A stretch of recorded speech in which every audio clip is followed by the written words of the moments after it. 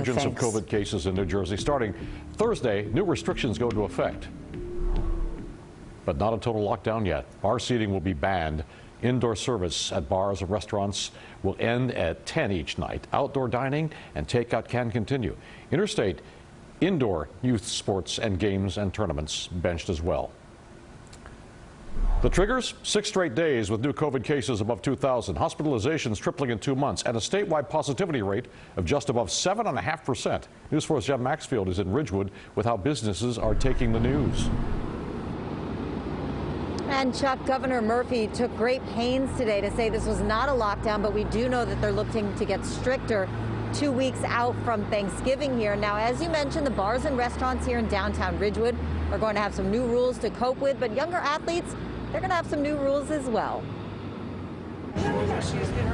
Outdoor dining is thriving in Ridgewood on this warm November day, but owners are worried about what happens when it gets cold. Even if they used to stay open till 11 or 12, you know, that extra hour or two sometimes is critical, especially on the weekends. The new curfew for indoor dining and banquet halls statewide is 10 p.m. Takeout orders can continue after that. Seating at the bar is shut down entirely, all starting Thursday. We all have to keep this as under control as possible, and that's one way of doing it. The new restrictions also target youth sports. It simply is not safe for teams to be crossing state lines to participate in indoor competitions where there is a serious risk of spreading the virus. Ice hockey coaches are rearranging schedules with New Jersey teams only. For the kids, you know, it means a lot. I mean, they're really excited when they're here, even though they got the masks on, you know, and they're dressing in the car now. We're not using locker rooms. New Jersey's health commissioner has attributed the rise in cases to private indoor parties, which people even tell us they're still attending. 55 people dancing, screaming. Of course, alcohol, heavy alcohol. And you were there? I was, yeah. Did you wear a mask? No, how could I? Small business owners not affected by the new rules are still concerned they will add to a climate of fear. What they do is they scare people from doing other things in their community, and the communities are hurting, not the big stores. These restrictions do go into effect starting Thursday. One quick note about the sports, though. Those restrictions are just for elementary, middle, and high school students. The interstate competition ban does not apply to college athletes. We're live tonight in downtown Ridgewood, New Jersey. I'm Jen Maxfield, News 4 New York. All right, Jen, thank you. The fight against the second wave is becoming tougher in New York State. Local metrics are rising across the board. The statewide positivity rate is now 2.8%. Hospitalizations are at their highest level since June 16th and rising daily. The daily death toll moving from single digits to a new recent high of 26. In the city, new cases are a concern as well, and the mayor says indoor dining will need to be reevaluated if the percentage of COVID cases and tests come back positive continues to stay above 2%. One bit of positive news, the Brooklyn red zones are shifting to orange because of progress against the spread there.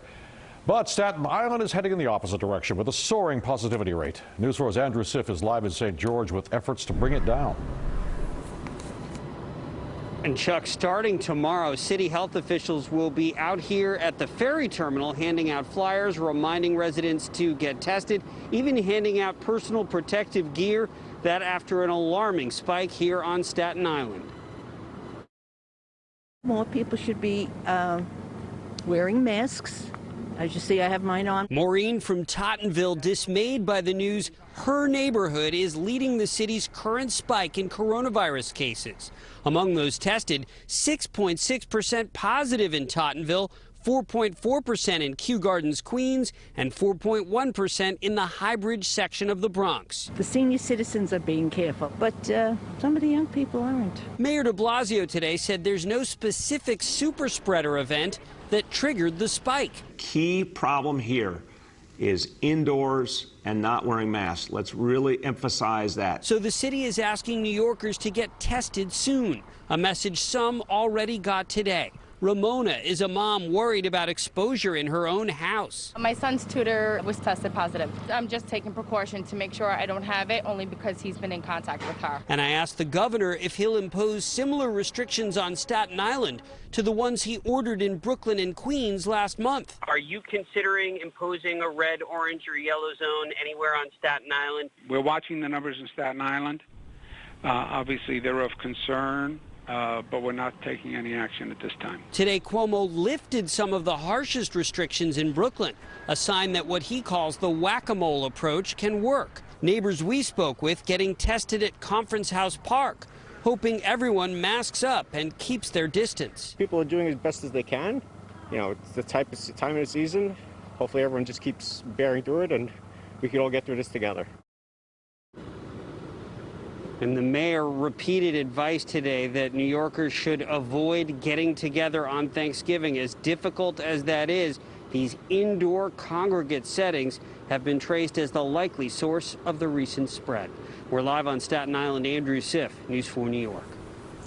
Andrew, thank you. Governor Cuomo says the state is now suspending a Long Island country club's liquor license because of COVID-related violations. Now, according to investigators, 113 guests attended a wedding at the North Fork Country Club last month, and it became a super spreader event. The number of guests far exceeded restrictions imposed during the pandemic. Well, Connecticut now reporting a new high for COVID-related hospitalizations. That number now just shy of 500. That's a number that hasn't been seen since late May. Governor Ned Lamont says health officials are watching the situation very closely, and right now the state's positivity rate is 3.7%, with more than 3,300 people testing positive for COVID-19 over the weekend. Well, there's big news today in the race for a COVID vaccine. Pfizer announced its candidate that's been tested on 44,000 people during a trial phase is more than 90% effective, with no serious safety concerns or side effects.